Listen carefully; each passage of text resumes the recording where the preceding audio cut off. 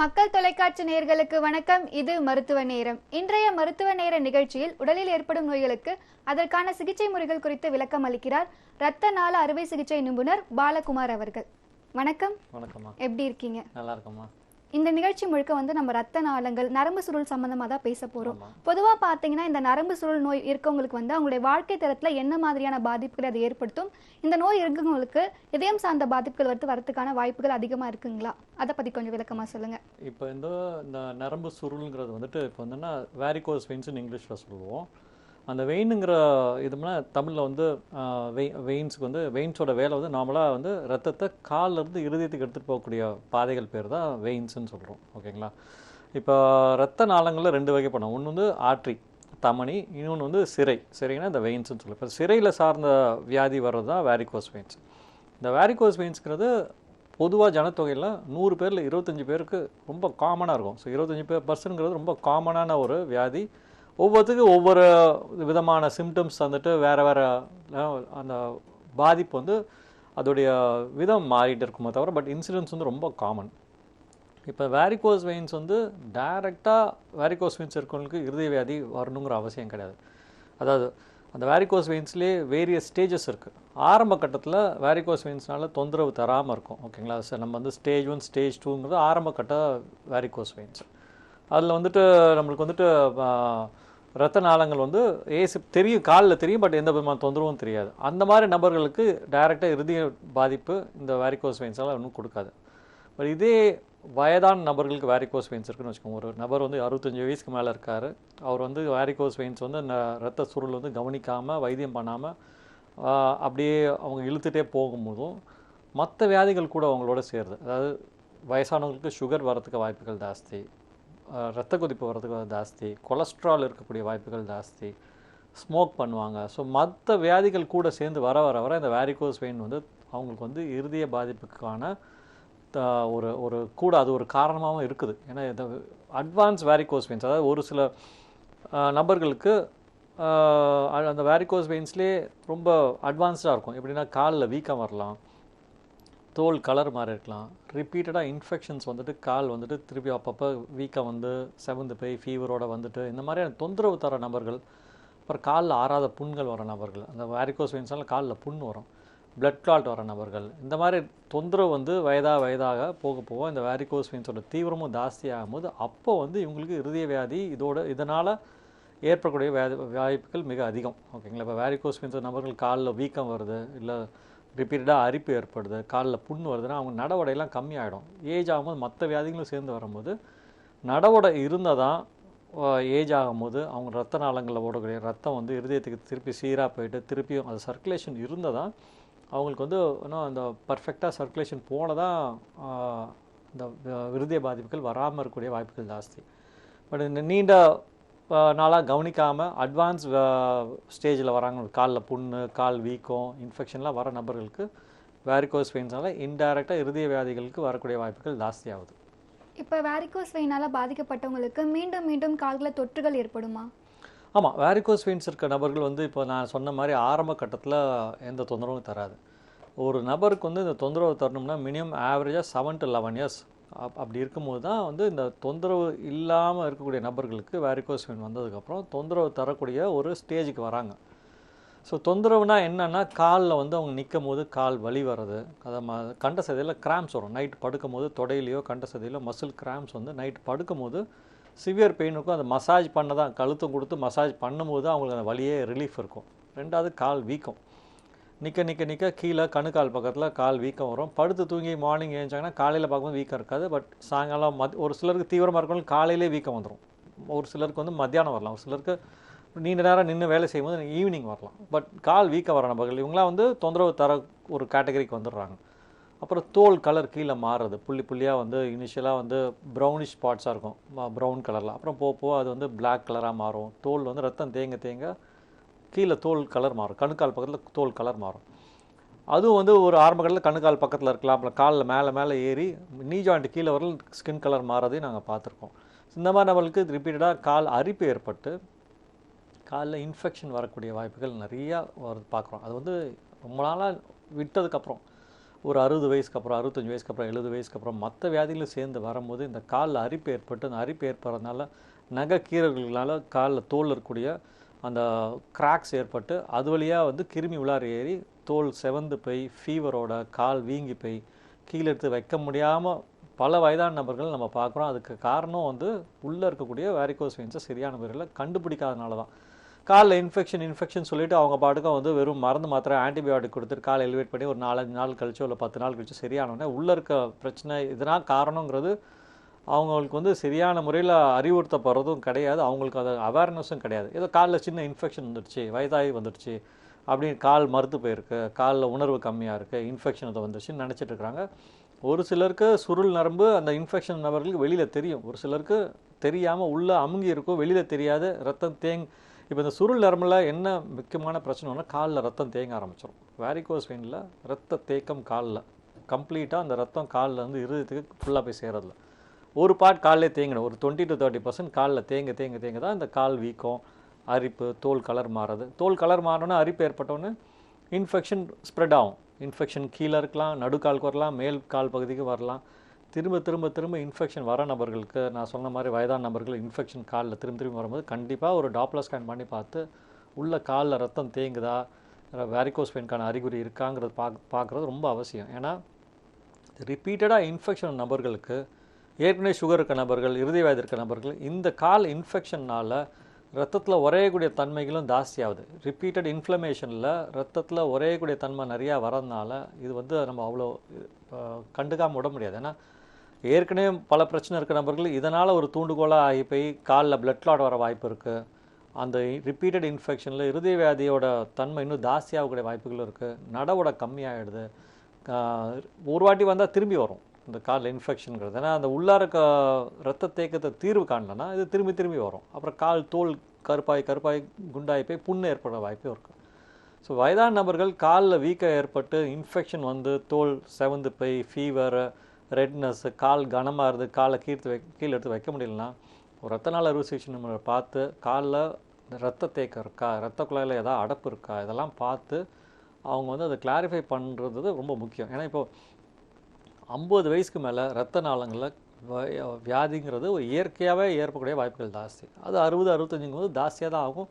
மேற்கொண்டு பல விதமான தொந்தரவுகளும் கூட சேரும்போது சுகர், பிபி, ஓகே, கிட்னி பாதிப்பு வரலாம், இருதய பாதிப்புகள் வரலாம். இதெல்லாம் சேரும் போது இந்த ரத்த நாளங்களோட வியாதியோட தன்மையும் ஜாஸ்தியாகி வேறு காம்ப்ளிகேஷன்ஸ் ஹார்ட்டில் இன்டைரக்டாக ஏற்படக்கூடிய வாய்ப்புகளை அதிகரித்து தருது. அதனால தான் இப்போ நம்ம இந்த பிரச்சனையை நம்ம வந்து ஒரு அவேர்னஸ்க்காக சொல்கிறோம். நம்ம இப்போ நரம்பு சுருள் நோயால் வந்து பாதிக்கப்பட்டவங்களுக்கு வலி போன்ற உணர்வு ஏற்படுமா? அதே சமயத்தில் வந்து தோலின் நிறம் வந்து மாறத்துக்கான வாய்ப்புகளும் இருக்குங்களா? கண்டிப்பாக. நான் சொன்ன மாதிரி காலில் வேரிகோஸ் வெயின்ஸ் இல்லை சுருள் நரம்பு இருக்க நபர்களுக்கு பல ஆண்டு காலமாக ரத்தம் காலிலிருந்து இருதயம் நோக்கி சரியான முறையில் செல்றதில்ல. இது அவங்களுக்கு வேலை பளுவும் அடிஷ்னல் ஒபீஸ், அதாவது குண்டாக இருக்க நபர்களுக்கு இன்னும் தேங்கும். ஏற்கனவே ஏன் இந்த ரத்தம் தேங்குது சுருள் நரம்புலனா இயற்கையாகவே அங்கே மரபு சார்ந்த விஷயம். அந்த நரம்போட அந்த ரத்த நாளங்களோட ஸ்ட்ரென்த் வந்து வீக் ஆகிடுது. ஓகேங்களா? வயசாக அவங்களுடைய மரபு முன்னோர்கள் வழியாக வரக்கூடிய மரபு சார்ந்ததுனால இயற்கையாகவே அது வீக் ஆகி அது ஸ்டிஃபாக இருக்கிற வெயின் வந்து லூஸ் ஆகி உள்ளே ரத்தம் தேங்க ஆரம்பிச்சிடுது. ரத்தம் வந்து கால்லேருந்து இருதயத்துக்கு போக தான் உங்களுக்கு திருப்பி சர்க்குலேஷன் ஃபுல்லாக வரும். இப்போ ரத்தம் தேங்க என்ன ஆகுனா காலில் ரத்தம் தேங்க தோல் கால் வீக்கம் வரும். ரத்தத்தில் எல்லாருக்கும் தெரியும் உள்ளே வந்து ரத்தம் சிகப்பாக இருக்கிறதுக்கு காரணம் அயன் சத்து இருக்கிறதுனால தான். அந்த ஹீமோக்ளோபின் சொல்கிறோம், ஹீமோக்ளோபின் கம்மியான அனிமியான்னு சொல்கிறோம், ரத்த சோகன்னு சொல்கிறோம்ல. உள்ள அந்த அயன் தான் ரத்தத்தில் வந்து ஆக்சிஜனை நம்ம எல்லா உறுப்புக்கும் கொண்டு போய் சேர்க்கறதுக்கு அயன் வந்து ஆக்சிஜனுக்கு பைண்ட் பண்ணி கொண்டு போவோம். ஸோ இந்த காலில் ரத்தம் தேங்குறவங்களுக்கு காலில் ரத்த நாளங்கள்லேருந்து ரத்தம் தேங்க அந்த அயன் சத்து வந்து தோலில் படிகிறதுனால தான் தோல் கலர் மாறுது. ஸோ தோல் கலர் புள்ளியாக மாறதுக்கு ஆரம்பித்த நபர்கள் உடனே வந்து ரத்த நாள அறுவை சிகிச்சை அணுகணும். ஏன்னா வந்து விட்டாங்கன்னா அது போக தோல் கலர் ஜாஸ்தியாகி தான் போகும்போது கம்மியாக வாய்ப்பே இல்லை. ஏன்னா அந்த ரத்த நாளங்கள் ஒன்ஸ் அதோடைய வேலையை செய்யாமல் போகும்போது திரும்பி நார்மலாக வேலை செய்யக்கூடிய தகுதியை எழுந்துருது. அது லூஸாக ரத்தம் இன்னும் தேங்க தான் போகுது அவங்களுடைய வாழ்நாள் ஃபுல்லாக. ஸோ தோல் கலர் மாறதுக்கு காரணம் ரத்தத்தில் இருக்கக்கூடிய அயன் சத்து தோலில் படியும் போது இனிஷியலாக புள்ளியாக ப்ரௌன் ஸ்பாட்ஸாக தெரியும். போக ரத்தம் தேங்க தோல் கலர் மாறி கருப்பான நிறத்துக்கு மாறி அரிப்பு ஏற்படலாம். ஸோ தோல் கலர் மாறுதுங்கிறது வந்து அந்த ரத்த தேக்கத்துக்கான அறிகுறியில் ஒரு அட்வான்ஸ் ஸ்டேஜ். ஸோ நிறையா பேர் வந்து தோல் டாக்டர் அணுகுறாங்க. தோல் ஸ்கின் ப்ராப்ளம் வருது, தோலில் கருப்பாகுது, அரிப்பு வருது. ஸோ ஸ்கின் டாக்டர் அணுகிறது வந்து அது அவங்க வந்து இதை வந்து உள்ள ரத்த தேக்க தான் காரணங்கிறது அறிஞ்சிக்காமே அவங்க பாட்டுக்கு ஸ்கின் டாக்டர்கிட்ட போய் டைம் வேஸ்ட் பண்ணிவிட்டு கடைசியில் காலில் புண் ஏற்படுறது, ரிப்பீட்டட் இன்ஃபெக்ஷன், இந்த மாதிரி ஏற்படக்கூடிய வாய்ப்புகளோடு வராங்க. இதுலேயே இந்த தோல் கலர் மாறுறதுலேயே 3 விதமாக இப்போ நாங்கள் வந்து அதை பிரிச்சுருக்கோம். தோல் மாறுற கலர்லேயே 3 விதமாக. ஒரு சிலருக்கு வந்துட்டு இந்த நான் சொன்ன மாதிரி தோல் புள்ளி புள்ளியாக ப்ரௌன் ஸ்பாட்ஸாக இருக்கலாம், கருப்பாக மாறலாம். ஒரு சிலருக்கு வந்து ஆங்கிள் ஜாயிண்ட் பக்கத்தில், ஆங்கிள் ஜாயிண்ட்டில் நம்ம உள் பக்கம் இருக்கக்கூடிய ஜாயிண்ட்டில் இல்லை காலில் பாதத்தில் வந்து நல்ல கலர் பார்த்திங்கன்னா ரெட்டிஷ் ப்ரௌன் கலராக நிறையா நரம்புகள் புள்ளி குட்டி குட்டி குட்டியாக கால் அடி பாதத்தில் நிறைய ப்ரௌனிஷ் கலர் வரும். ப்ளஸ் ஆங்கிள் ஜாயிண்ட் பண்ணலையும் அந்த இடத்துல மட்டும் கலர் மாறும். இந்த மாதிரி நபர்கள் கலர் மாறினதுனால ஒரு 6% 6 டைம்ஸ் அவங்களுக்கு காலில் புண்ணு ஏற்படக்கூடிய வாய்ப்புகள் நிறையா இருக்குது. ஏன்னா அது வந்து அட்வான்ஸாக இருக்கக்கூடிய ஒரு ரத்த தேக்கத்துக்கான அறிகுறி. தோல் வந்து காலில் கலர் மாறாது, பாதத்துலேயும் அந்த ஆங்கிள் ஜாயிண்ட் பக்கத்தில் மீடியல் மேலரஸ்ன்னு சொல்லுவோம், அந்த ஆங்கிள் ஜாயிண்ட் பக்கத்துலேயும் தோல் கலர் மாறலாம். இந்த மாதிரி ஒரு சிலருக்கு வந்துட்டு தோலில் வந்து ரிப்பீட்டடாக இன்ஃபெக்ஷன் வரதுனால நார்மலாக தோல் ப்ரௌனாக இருக்க நம்ம நாட்டில் நம்மளுக்கு ஜனத்தொகையில் அந்த ப்ரௌனாக இருக்கிற கலருக்கு பக்கத்தில் ஒயிட்டாக ஒரு ஸ்பாட் வரும். ஏன்னா அந்த ரத்த நாளங்கள் தோலுக்கு போகக்கூடிய சிறிய கண்ணுக்கு தெரியாத ரத்த நாளங்கள்லேயும் அடைப்பு ஏற்பட்டு அந்த தோலோட கலரே வெள்ளையாக மாற்றிருந்தது. ஓகேங்களா? ஸோ அந்த மாதிரி இதெல்லாம் வந்து தோல் கலர் மாறதுலேயே 3-4 வகையான கலர் மாறதுக்கு ரத்த நாளங்களில் ரத்தம் தேங்கிறதுனால வாய்ப்புகள் அதிகம். இதெல்லாம் தோல் வியாதின்னு நினச்சி தோல் சம்மந்தமான டாக்டரை பார்க்க உள்ள ரத்த தேக்கம் இருக்குதாங்கிறத அவங்க ஐடென்டிஃபை பண்ணாமல் இருந்தாங்கன்னா இதுவும் வந்து ஒரு இன்னும் பின்னாடி வந்து காலில் புண் ஏற்பட வாய்ப்பு ஜாஸ்தியாக இருக்குது. ரத்த நாளங்களில் இந்த மாதிரி ரத்தம் தேங்கிறதுனால பிளட் கிளாட் ஏற்பட வாய்ப்புகள் ஜாஸ்தி. ரத்த நாளங்களில் தொந்தரவு நீண்ட வருஷமாக நீண்ட நாளாக இருக்க காம்ப்ளிகேஷன்ஸ் வர்றதுக்கான வாய்ப்புகள் ஜாஸ்தி. அதனால் காம்ப்ளிகேஷன் வர்றதுனா என்ன சொல்லணும்னா இன்ஃபெக்ஷன், காலில் புண் வருது, பிளட் கிளாட் வருது, ப்ளீடிங் வருது, இதெல்லாம் வந்து காம்ப்ளிகேஷன். இதெல்லாம் வர்றதுக்கு முன்கூட்டியே அவங்க எல்லாம் சரி பண்ணிட்டாங்கன்னா அவங்க நார்மல் லைஃப்பை இன்றைக்கே கண்டினியூ பண்ணலாம். இது என்ன முக்கியமான, இது ஒன்றும் பெரிய வியாதிலாம் கிடையாது. இந்த வியாதிக்கு ஒரு என்னென்னா ரத்த நாளங்களில் ரத்தம் தேங்குதுன்னு கண்டுபிடிச்சதுக்கப்புறம் ரத்த நாள அறுவை அணுகுனாங்கன்னா ஒரு சின்ன டாப்லர் ஸ்கேன், ஓகேங்களா, பெருசாக சாப்பிட்டு பண்ணிக்கலாம். இப்போ ஊசி வழியாகவே 1 மணி நேரத்தில் இதை சரி பண்ணக்கூடிய வியாதியை நம்ம இழுத்துன்னா எல்லா வியாதியும் சேர்த்து வயசாக சுகர், பிபி, கொலஸ்ட்ரால் எல்லாரோடையும் அந்த வியாதியோடு சேர்ந்து கம்பைன் பண்ணி கால்லையும் வீக்காக ஏற்பட்டு ரிப்பீட்டட் இன்ஃபெக்ஷன் வந்து தோல் கலர் மாதிரி புண், இதெல்லாம் அவசியமே இல்லாது 1 மணி நேரத்தில் 2 கால்லையும் இருக்கக்கூடிய ரத்த நாளங்களில் ரத்தம் தேங்குச்சுன்னா ஊசி வழியாகவே சரி பண்ணக்கூடிய இன்றைக்கி வைத்திய முறைகள்லாம் வந்துருச்சு. தூக்க ஊசி தான், முதல ஊசியில் ஃபுல் மயக்கமும் கிடையாது. கண் முழிச்சு பார்க்கும் போதே சின்ன ஊசி வழியாகவே உள்ள லேசர் வயரோ போட்டு இல்லை இப்போ தனியாக அதுக்கு க்ளூங்கிற வைத்தியம்லாம் வந்துருச்சு. ஊசி வழியாகவே 1 மணி நேரம் 3/4 மணி நேரத்தில் சரி பண்ணக்கூடிய வியாதியை பயத்தினாலே மக்கள் அணுகாமல் வேறு டாக்டர்ஸையும் அணுகி பலவித பிரச்சனைகள் அப்புறம் வந்து இதை வந்து கடைசி ஒரு 70 வயசு 80 வயசில் வைத்தியத்துக்கு வராங்க. எல்லாம் காம்ப்ளிகேஷன் ஆனதுக்கப்புறம் எங்கே போகிறதுன்னு தெரியாமல். இதனால் இதுக்கு ஒரு சரியான அணுகுமுறை தேவைங்கிறது தான் என்னுடைய கருத்து. இப்போ பார்த்தீங்கன்னா வந்து இந்த நரம்பு ரத்த உறைவு நோய் அப்படின்னா என்ன? இது வந்து உயிருக்கு ஆபத்தை விளைவிக்குமா? கண்டிப்பாக. இப்போ வந்து நான் சொன்ன மாதிரி இப்போ வந்து இந்த சுருள் நரம்புங்கிறது அந்த ரத்த நாளங்கள் வெயின்ஸ் சிறையிலே வெளியில் இருக்கக்கூடிய நரம்புகள் வர பேர் வேரிகோஸ் வெயின்ஸ்னு சொல்கிறோம். இதே உள் சிறை டீப்பர் வெயின்ஸ்னு இருக்குது, உள் சிறை, அது வந்து எலும்புக்கு பக்கத்துலேயே போகும். அந்த உள் நரம்புங்கிறது தான் உள் வெயின்ஸ், டீப்பர் வெயின்ஸுங்கிறது தான் ஸ்ட்ரைட்டாக ஹார்ட்டில் போய் எல்லா ரத்தத்தையும் கொண்டு போய் ஹார்ட்டில் போய் சேர்த்துருவோம். திரும்பி கால்லேருந்து எல்லா உறுப்புகளும் போகிற ரத்தத்தையும் ஹார்ட்டில் கொண்டு போய் திருப்பி சேர்த்து அப்புறம் பம்ப் பண்ணிட்டு வரும். இந்த டீப்பர் வெயின்ஸில் ஒரு சில நபர்களுக்கு உள்ள ரத்தம் உறையக்கூடிய தன்மைகள் ஜாஸ்தியாக இருக்குது. டீப் வெயின் த்ராம்போசிஸ்ன்னு சொல்லுவோம். இது வந்துட்டு ஒரு மிக மிக முக்கியமான வியாதி. 1000 பேரில் 1 நபரோ இல்லை 2 நபருக்கோ வரக்கூடிய வாய்ப்புகள் ஜாஸ்தி. இது வந்து வெரி காமனாக ரொம்ப 1000 பேரில் 1லேருந்து 2 பேருங்கிறது வந்து நம்ம ஜனத்தொகையில் பார்க்கும்போது அது நிறையா தான். ஓகேங்களா?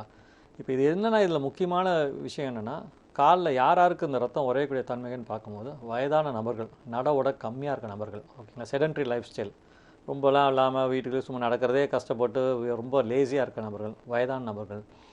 அப்புறம் இதே நபர்கள் வந்து வயதாக கேன்சர் வந்த நபர்களுக்கு ரத்தம் உறைய தன்மைகள் நிறையா இருக்கும். அப்புறம் ஃப்ராக்சர், நபர்களோ இல்லைனா மிடில் ஏஜோ யங்ஸ்டர்ஸோ யாராவது ரோட் டிராஃபிக் ஆக்சிடென்ட்ஸு, காலில் மேஜர் போன் ஃப்ராக்சர் ஆகுது, ஒரு 6 வாரம் 8 வாரம் படுக்கையாக மாவு கட்டு போட்டு வச்சுருக்காங்க, அவங்களுக்கு உறையக்கூடிய தன்மைகள் நிறையா இருக்கும். ஸ்பைன் ஃப்ராக்சர், நடுத்தண்டு எலும்பு ஃப்ராக்சர் ஆகி படுக்க இருக்கவங்களுக்கு ரத்த நாளங்களில் இந்த ஏன்னா ரத்தம் ஓடினதான் உரையாது, ஓடாமல் தேங்கினே இருந்தால் உறைஞ்சிரும்.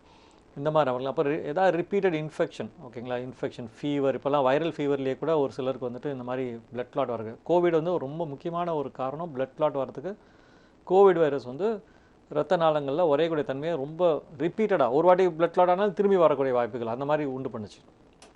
ஸோ இந்த மாதிரி நபர்கள் ஒரு சில ஹார்மோனல் ட்ரீட்மெண்ட் சாப்பிடுவாங்க லேடிஸ், ப்ரெக்னென்சி, இன்ஃபர்டிலிட்டி ட்ரீட்மெண்ட், தைராய்டுக்கு, அவங்களுக்கு வந்து ரத்தம் வரையக்கூடிய தன்மைகள் நிறையா ஆகும். ஸோ இந்த மாதிரி அப்புறம் ரத்தமே தானாகவே இயற்கையாகவே மரபு சார்ந்த ஒரு வியாதியாக தானாகவே எந்த விதமான ஒரு ப்ரோவோகேஷன், இதெல்லாம் நான் சொன்ன காரணங்கள்லாம் ஏற்கனவே ஒரு காரணத்தினால ரத்தம் வரையலாம்.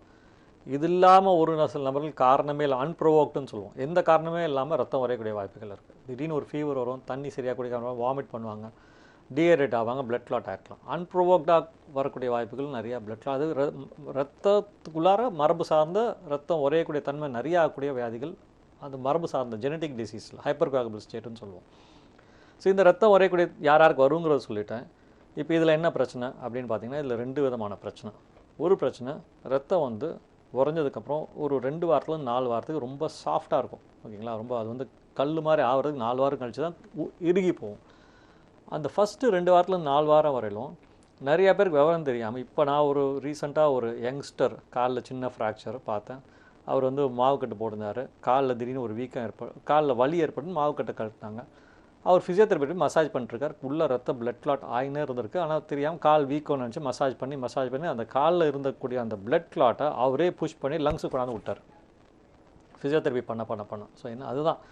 ஸோ இந்த ரத்தம் வந்து உறைஞ்சி போகும்போது 2 வாரத்தில் 4 வாரம் வந்து கிளாட் வந்து சாஃப்டாக இருக்கும். சாஃப்டாக இருக்க நபர்கள் வந்து ஏதாவது நடக்கிறாங்க, போகிறாங்க, விவரம் தெரியாமல் ஏதோ சின்ன காலில் இன்ஃபெக்ஷன், விவரம் தெரியாமல் இருக்கும்போது யாருக்கு வந்து அந்த கிளாட்டு அந்த காலில் இருக்கிற ரத்தம் உறைஞ்சி போன ரத்தம் லங்ஸில் போய் அடைக்குங்கிறது எங்களால் யூகிக்க முடியாது, ஓகேங்களா. ஸோ இது வந்து ஒரு காமனாக வந்து லங்ஸுக்கு நவுந்து போச்சுன்னா, அந்த கிளாட் சிறிதாக இருந்துச்சுன்னா தொந்தரவுகள் என்ன வரும்னா மூச்சு திணறல் வரும், ஓகேங்களா. ஷார்ட்னஸ் ஆஃப் பிரெத் மூச்சு விட கஷ்டப்படுவாங்க. சுவாசம் வந்து சீரான முறையில் வர நிறைய ஆகிடும். இப்போ நார்மலாக 15 to 18 இருந்துச்சுன்னா சுவாசம் வந்து 30, 26, 30ன்னு ரெஸ்பிரேட்டரி ரேட் ஜாஸ்தியாகும், மூச்சு விட்டுக்கூடிய ஷார்ட்னஸ் ஆஃப் பிரெத் வரும்.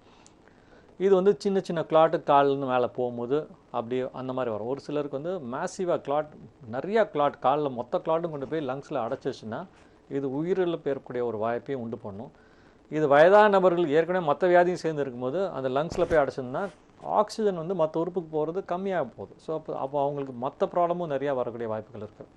ஸோ முக்கியமாக காலில் வீக்கம் வர நபர்கள் கால் வந்து செவந்து போய், கால் கனமாக போய், கால் செவந்து ஃபீவரோட கீழே எடுத்து கால் ஃபுல் கால், அதாவது முட்டி கீழேருந்து தொடை வரலும் நல்லாவே வீங்கியிருக்கும். ஸ்கின்னே ரெட் ஆகும், ஸ்கின் நல்லா ஸ்ட்ரெச்டாக இருக்கும். அதாவது நார்மலாக தோல் சுருக்கம் இருக்கும்ல, அது மாதிரி காலில் பிளட் கிளாட் ஆச்சுன்னா தோல் சுருங்காமல் நல்லா ஸ்ட்ரெச்டாக இருக்கும், கால் நல்லா கனமாக இருக்கும், தொடையிலையும் கால்லையும். இந்த மாதிரி நபர்கள் உடனே ரத்தநாள சிகிச்சை நிபுணரை அணுகி உள்ள ஒரு டாப்லர், சின்ன ஸ்கேன் தான், பெரிய ஸ்கேனில் சின்ன ஸ்கேன், டாப்லர் ஸ்கேன் பண்ணாலே உள்ள பிளட் கிளாட் இருக்கிறது தெரிஞ்சிடும். இதை வந்து நம்ம வந்து அட்மிஷன் ஆகிறது ரொம்ப முக்கியம். ஏன்னா வந்து யாருக்கு ரத்தம் உறைஞ்சி போன ரத்தம் லங்ஸுக்கு போகுதுங்கிறது நம்மளால் யூகிக்க முடியாது. லங்ஸுக்கு போகிறது சின்னதாக இருந்துச்சுன்னா ஓகே, பெருசாக இருந்து மேஜராக இருக்க பல்மரி ஆர்ட்ரி, லங்ஸுக்கு போகக்கூடிய ஆர்ட்ரியில் அடைச்சதுன்னா ஒன்று அந்த லங்ஸுக்கு போகிற ரத்த ஓட்டம் நின்று போயிடும், சுவாசமும் கம்மியாகிடும், ஆக்சிஜன் உறுப்புக்கு போகிறது கம்மியாகிடும். அப்போ வந்து அவங்களுக்கு மயக்கம் ஏற்படலாம், பிபி ஃபால், ஹைப்போடென்ஷன் வரலாம். ஒரு சிலருக்கு வந்து உயிரிழப்பு ஏற்படக்கூடிய வாய்ப்புகள் இருக்குது. பிபி, ஹைப்போடென்ஷன், மயக்கம் போட்டு விழுந்துருவாங்க. ப்ளஸ் ஷார்ட்னஸ், நான் சொன்ன மாதிரி மூச்சு திணறல் ஏற்படுது, செஸ்ட் பெயின் வரலாம். ஸோ இது வந்து நம்ம ஹார்ட் அட்டாக்குன்னு ஏதாவது நினச்சிக்குவாங்க, பட் காலில் கிளாட் போய் அடைச்சிட்ருக்கோம், ஓகேங்களா. அவங்க போய் இசிஜி எடுத்துகிட்டு வேறு ஏதாவது ஒரு பார்த்து வேறு வைத்தியத்துக்கு போகும்போது தான் பிளட் லங்ஸில் கிளாட் இருக்குங்கிறது தெரியும். இப்போ இது வந்து ஃபஸ்ட்டு 2 to 4 வீக்ஸில் கிளாட் நான் வந்து மேலே போகக்கூடிய வாய்ப்புகள் ஜாஸ்தியாக இருக்குது. இது வந்து ரத்த நாள அறுவை நிபுணருக்கு எங்களுக்கு என்னென்னா, இப்போ இதில் இவ்வளோ நாள் இந்த மாதிரியான ரத்தம் உறைஞ்சி போகக்கூடிய வியாதிக்கு பல டிகேட்ஸாக, பல ஆண்டுகளாக வெறும் மருந்து மாத்திரை கொடுத்து கரைஞ்சி போன அந்த அடைச்சி ரத்த ஓட்டத்தை இன்னும் தண்ணியாக அந்த ரத்தத்தை உண்டு போகக்கூடிய மருந்து கொடுத்து ரத்தம் உறைஞ்சி போன ரத்தத்தை மேலே ஏறி போகாமல் இருக்க வைத்தியம் தான் எவ்வளோ நாள் இருந்தது. இப்போ நாங்கள் அந்த மாதிரி வைத்தியம்லாம், அதாவது இப்போனா கிளாட்டை கரைக்கிறதுக்கு வைத்தியம் இருக்குது. இப்போ கிளாட்டை கரைக்காமே ஊசி வழியாகவே காலில் இருக்கக்கூடிய கிளாட்டை வெளியில் எடுக்கக்கூடிய வைத்திய முறைகள்லாம் வந்துடுச்சு. 1 or 2 hours கிளாட்டெல்லாம் வெளியில் எடுத்துருவோம். நெக்ஸ்ட் டே அவங்க நார்மலாக நடக்கிற அளவுக்கு ஒரு ரிலீஃபை கொடுக்க முடியுது. இதே லங்ஸுக்கு கிளாட் போனாலும் அந்த லங்ஸுக்குள்ளே ஒரு ஊசி வழியாக ஒயர் போட்டு ஒரு டியூப் போட்டு அதை வந்து அந்த கிளாட்டை கம்ப்ளீட்டாக எடுக்கிற வைத்தியமும் வந்துருச்சு. ஸோ உயிர் காப்பாற்றக்கூடிய வைத்திய முறைகளும் நாங்கள் செய்கிறோம். இந்த மாதிரியான லங்ஸ் கிளாட்டில் போகிறது, காலில் கிளாட் போகிறதுலாம் மெக்கானிக்கல் பல்மனரி த்ராம்பெக்டமின்னு சொல்ல, மெக்கானிக்கல் த்ராம்பெக்டமின் கால்லையும் அதெல்லாம் வந்து உயிர் காப்பாற்றக்கூடிய ஒரு வைத்திய முறைகள் ஊசி வழியாகவே சிம்பிளாக வந்துடுச்சு. கரெக்டாக ஐடென்டிஃபை பண்ணி வர்றது தான் இப்போ இல்லை சேலஞ்ச். இது வந்து ஃபஸ்ட் 4 வீக்ஸு. இதே வந்து நிறைய பேருக்கு பிரச்சனை, முக்கால்வாசி ஒரு 80 to 90% யாருக்கும் இவ்வளோ தீவிரமாக வியாதி வரதில்லை. கால் வீக்கம் வரும், மருந்து மாத்திரை கொடுப்போம், அவங்க பாட்டுக்கு அவங்க வேலையை கண்டினியூ பண்ணுவாங்க. பட் அந்த மாதிரி நபர்களுக்கு ஒரு 6 மாதம் 1 வருஷம் போக பார்த்தீங்கன்னா கால் வீக்கம் இருந்துனே இருக்கும். ஏன்னா ஒரு வாட்டி ரத்த நாளங்களில் பிளட்டு கிளாட்டாகி உறைஞ்சி போச்சுன்னா அந்த ரத்த நாளங்கள் உள்ளே இருக்கக்கூடிய வேல்வெலாம் செயலிழந்து போயிடும், அரிப்பு ஏற்பட்டு அது வந்து வீக் ஆகிடும். அப்போ ரத்த நாளங்களில் ரத்த தேக்கம் ஏற்படுறதுங்கிறது ஒரு இது வந்து எழுதப்படாத ஒரு விதி. உள்ள பிளட் கிளாட் ஆச்சுன்னா ரத்தம் தேங்க தான் போதும், உங்களுக்கு அந்த வேல்வ்ஸ் எல்லாம் போயிடும். தேங்க காலில் நான் சொன்ன மாதிரி கால் வீக்கம், ஏற்கனவே சொன்ன கால் தோல் கலர் மாறும், ரத்தம் வந்து அந்த அயன் வந்து தோலில் படிப்பட தோல் கருப்பாகும், அரிப்பு ஏற்படும். ஸோ மினிமம் இந்த மாதிரி நல்ல ஒரு காலில் பிளட் கிளாட் ஆன நபர்களுக்கு ஒரு 10 வருஷம் கழித்து காலில் புண்ணு, கீழே ஆறாத புண்ணு ஏற்படக்கூடிய வாய்ப்புகள் நிறையா இருக்குது. இது போஸ்ட் த்ராம்பாட்டிக் சிண்ட்ரோம் சொல்லுவோம். அதாவது ரத்த உறைவு ஏற்பட்டதுக்கப்புறம் வரக்கூடிய நீண்ட நாள் பின் விளைவுகளில் காலில் புண்ணு ஏற்படும். இப்போ காலில் புண்ணு வந்துச்சுன்னா பல நபர்கள் வெறும் ட்ரெஸ்ஸிங் பண்ணிவிட்டு மாதக்கணக்காக சுற்றிட்டுருக்காங்க. இதுக்கான காரணத்தை சரியாக கண்டுபிடிக்காமல், ஒன்று வேரிகோஸ் வெயினால் இருக்கலாம், இல்லை ரத்தம் உறைஞ்சி போன தன்மையினால் இருக்கலாம். இதை வித்தியாசப்படுத்தி கரெக்டான முறையில் கண்டுபிடிக்கக்கூடிய நபர்களும் ரத்த நாள அறுவை சிகிச்சைனால முடியும். தோல் வியாதி அப்படின்னு போகிறாங்க, அந்த தோலில் வந்து பிளாஸ்டிக் சர்ஜன் அணுக்கி தோல் எடுத்து மூடி புண்ணு ஆறிடுச்சுன்னா தோல் எடுத்து வச்சா ஆறிடும்னு நினைக்கிறாங்க. அப்புறம் திரும்பி புண்ணு வருது. ஸோ ரத்த நாளங்களில் மிஸ்டேக் இருக்குன்னு கண்டுபிடிக்கிறது ஒரு முக்கியமான ஒரு இன்ஃபர்மேஷன். ஓகேங்களா? காலில் வீக்கம் ஏற்பட்டு புண்ணு வந்தால் ரத்த நாள அறுவை சிகிச்சை அணுகுனீங்கன்னா ரத்த நாளம் அடைப்பு ஏற்பட்டதுனால புண்ணு வந்ததா, இல்லை சிறையில் சுருளாக இருக்கிறதுனால புண்ணு வருதான்னு வித்தியாசப்படுத்தி எந்த நரம்பை நாங்கள் வைத்தியம் பண்ணி எந்த நரம்புக்கு என்ன வைத்தியம் பண்ணுவோம் பண்ணி அந்த காலில் புண்ணு ஆறக்கூடிய ஒரு வாய்ப்பை உருவாக்கி தரோம். இதை தவிர்த்து அவங்க ட்ரெஸ்ஸிங் பண்ணி பல ஆண்டு காலமாக போகிற செலவு பார்த்திங்கன்னா இந்த வைத்தியம் பண்ணுறதோட அதுதான் ஜாஸ்தியாகும். ரிப்பீட்டடாக ட்ரெஸ்ஸிங் பண்ணி அவங்களுடைய வாழ்வாதாரத்தை இழந்துருவாங்க. வேலைக்கு போய் சும்மா ஒரு ஃபுல்லாக அவங்களால வேலையில் கான்சன்ட்ரேட் பண்ண முடியாது. வேலையில் வந்து அவங்களுடைய ப்ரொடக்டிவிட்டி கம்மியாகும், அவங்களோட செயல்திறன் வேலையில் கம்மியாகும். அதனால் அவங்க கம்பெனிக்கு இழப்பு, அவங்களுக்கு இழப்பு, குடும்பத்துக்கு இழப்பு. இது வந்து பல ஆண்டு காலமாக அப்படியே தெரியாமல் போகிறது. பட் இது வந்தாங்கன்னா இதெல்லாம் ஒரு வித்தின் 1 hour 2 hours வைத்தியம் சரி கண்டுபிடிச்சா அதுக்கப்புறம் பெரிய வேலையெல்லாம் கிடையாது. 1 to 3 hours காம்ப்ளிகேட்டாக இருந்தாலும் சரி பண்ணக்கூடிய ஒரு வாய்ப்பை எங்களால் உருவாக்கி தர முடியும். திரும்பி வராமல் இருக்கிறதுக்கும் எங்களால் அதான் இல்லை முக்கியமான வைத்தியம் பண்ணதுக்கப்புறம் திரும்பி அந்த புண்ணு ஏற்படாமல் இருக்கிறதுக்கும் கிளாட் வந்து மேலே லங்ஸில் போய் அடைக்காமல் இருக்கிறதுக்கு வாய்ப்பையும் நம்மளால் உருவாக்கி தர முடியும். இந்த அவேர்னஸும் மக்கள் மத்தியில் ரொம்ப கம்மியாக இருக்குது.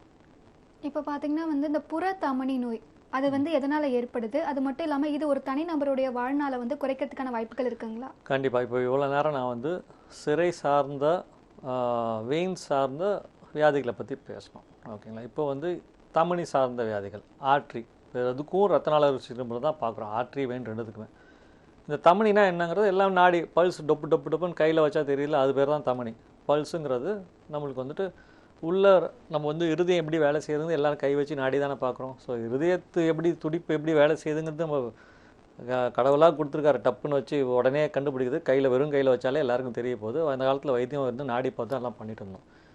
ஸோ என்னென்னா அந்த காலத்துலேருந்து இந்த காலம் வரையிலும் அந்த நாடி வெளி பரிசோதனை செய்யக்கூடிய அந்த நாடி உள்ள இருதயத்தில் ஏற்படக்கூடிய வியாதியை அதோடைய இதை கொஞ்சம் வெளியில் இண்டிகேட் பண்ணுது. ஸோ அதனால தான் அந்த நாடி பெரிஃபரலாக, அதாவது வெளியில் எங்கெங்கெல்லாம் நம்மளால் நாடியை பரிசோதனை செஞ்சு பார்க்க முடியும் எங்களால்னு பார்த்தா கையில் இந்த மணிக்கட்டில் பண்ணலாம், காலில் பாதத்தில் எங்களால் பல்ஸை ஃபீல் பண்ணி பார்க்கலாம், காலில் ஆங்கிள் ஜாயிண்ட்டில் 2 பல்ஸ் ஃபீல் பண்ணி பார்க்கலாம், இங்கே நெக்கில் இங்கே பிரெயினுக்கு போகக்கூடிய பிளட் சப்ளை நம்மளால் ஃபீல் பண்ணி பார்க்கலாம். இதெல்லாம் வெளி தமனிகள். நம்மளால் வெறும் கையில் பிபி கட்டி பார்க்குறோம் பாருங்கள். இதெல்லாம் நம்மளால் பெரிஃபரல் பல்சஸ்ன்னு சொல்லுவோம்.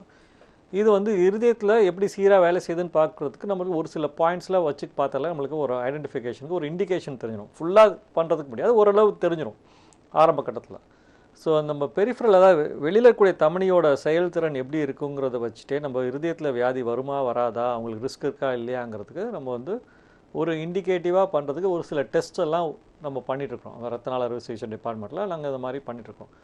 இந்த மாதிரி டெஸ்ட்லாம் பண்ணும்போது அவங்களுக்கு வெளியில் இருக்கக்கூடிய ரத்த நாளங்கள் தமனியில் அடைப்பு ஏற்பட்டு அதோடைய ரத்த ஓட்டத்தில் சீராக போகலைன்னா அதை நம்ம கண்டுபிடிச்சிட்டோம்னா அது இன்டைரக்டாக ஹார்ட்டில் ஏற்படக்கூடிய வியாதிகளுக்கு கனெக்ஷன் இருக்குங்கிறதையும் ஸ்டடீஸ் ரிசர்ச் பேப்பர்ஸ்லாம் ப்ரூவ் பண்ணியிருக்கேன்.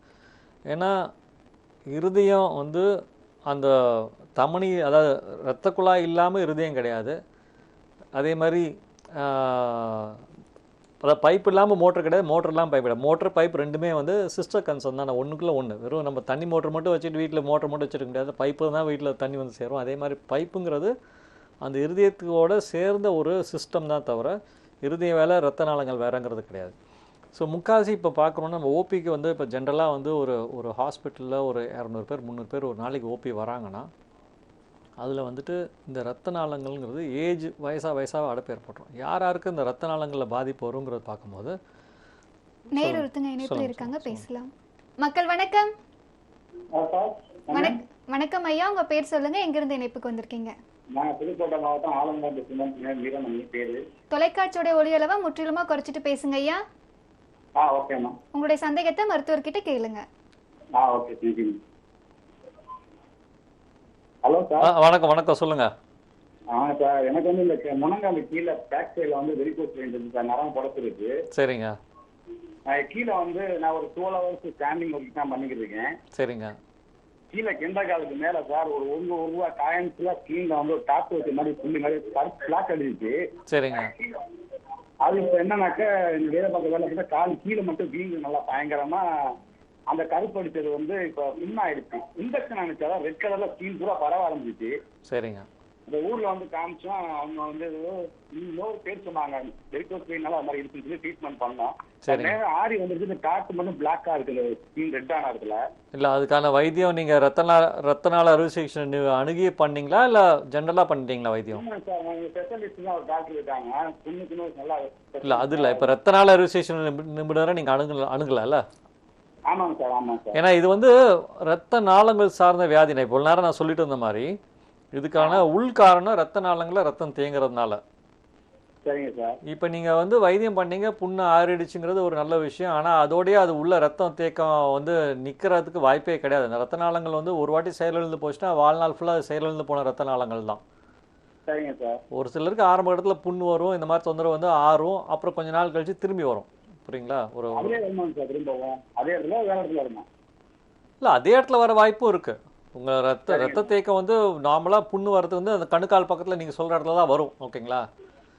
இப்போ அதை விட்டுருங்க. இப்போ உள்ளே வந்து நம்ம வந்து ப்ராப்ளம் இருக்குதா இல்லையான்னு பார்க்கறதுக்கு டாப்லர் ஸ்கேனுங்கிற ஒரு டெஸ்ட்டை பண்ணி பார்க்கணும். அந்த வெயினுக்கான டாப்லர் ஸ்கேன் பண்ணி பார்த்தா காலில் ரத்தம் தேங்குதா, எந்த நரம்பெல்லாம் செயலிழந்து போச்சு, எந்த நரம்பெல்லாம் வந்து ரத்தத்தை சரியான முறையில் கொண்டு போகலை, அதை டீட்டெயில்ஸ்லாம் வந்துடும்.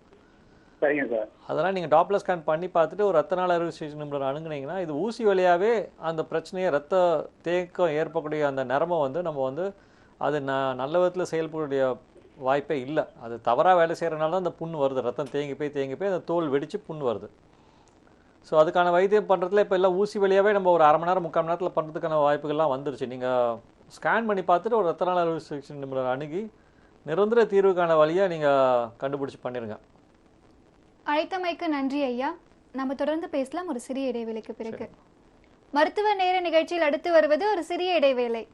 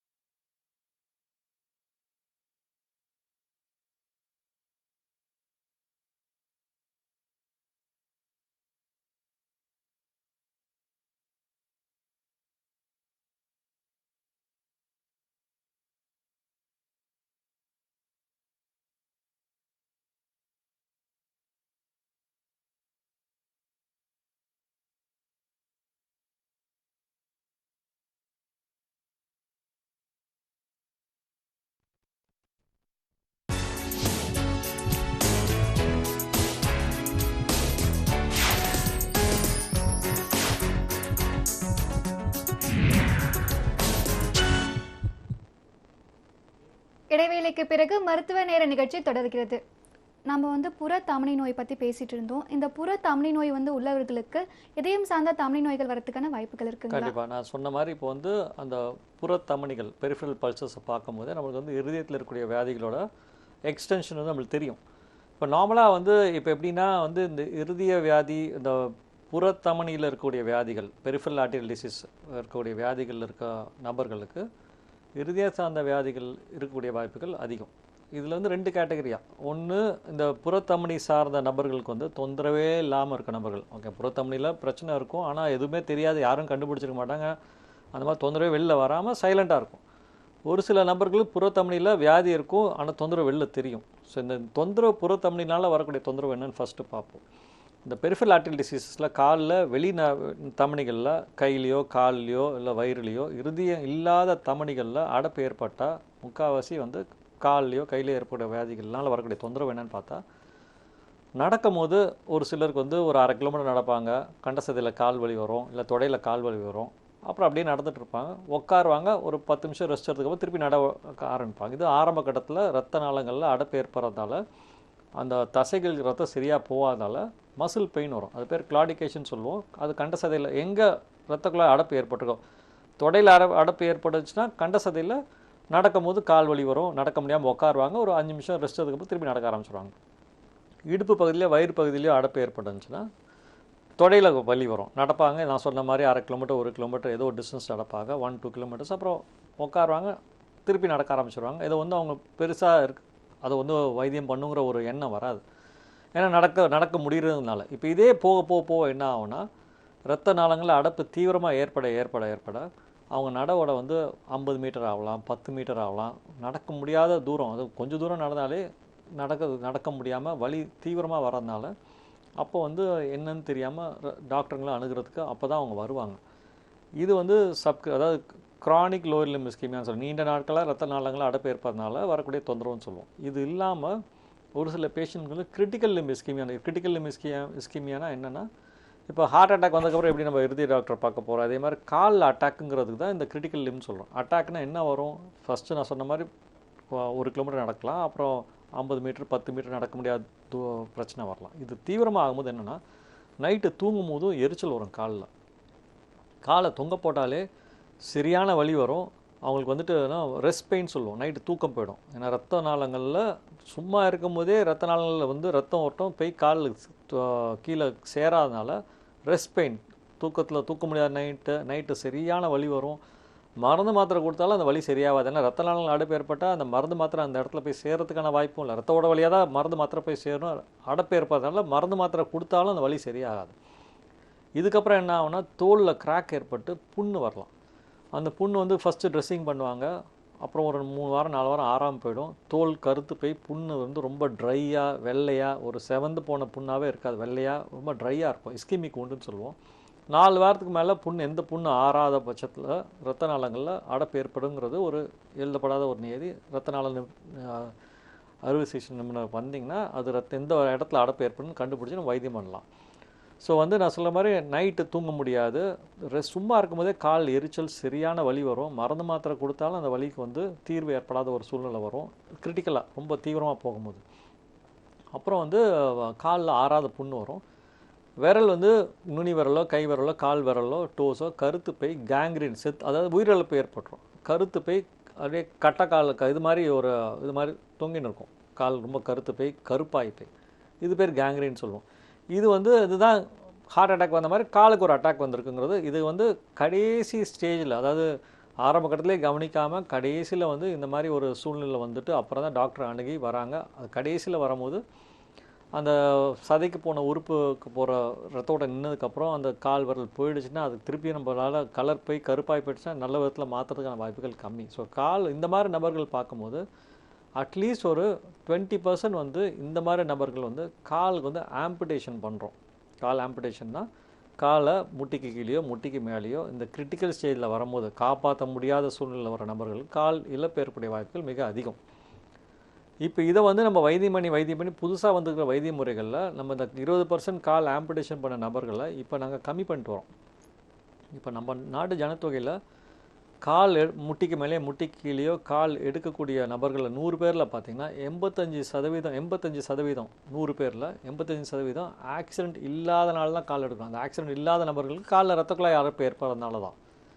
நீண்ட நாட்களாக இரத்த குழாயில் அடைப்பு ஏற்பட்டு அதை சரியான முறையில் கவனிக்காமல் போகிறதுனால, சரியான வைத்திய முறையில் அணுகாதனால கால் வந்து ஆம்பிடேஷன் போகுது. அதாவது முட்டிக்கு மேலே எடுக்கிறோம். ஸோ வந்து இப்போ வந்து எங்களுக்கு வந்து முன்கூட்டியே வந்துட்டாங்கனாலோ இல்லை கடைசி நேரத்தில் வந்து இப்போ நிறைய வைத்திய முறைகள் வந்துருச்சு. அந்த ஏகப்பட்ட டெக்னாலஜி வந்துருச்சு. அதில் அந்த இரத்த நாளங்களில் அடைப்பு ஃபுல்லாக 100% அடைப்பு ஏற்பட்டாலும் அதுக்குள்ளே வந்து நாங்கள் ஒரு பலூன் போட்டு ஸ்டென்ட் வைக்கிறோம். இல்லை ட்ரில் பண்ணி அந்த அந்த எங்கே நம்ம இப்போ மெட்ரோ டனல் போடுற மாதிரி ட்ரில் பண்ணி அந்த அடைப்பு ஏற்படலாம் வெளியில் எடுக்கிறோம்.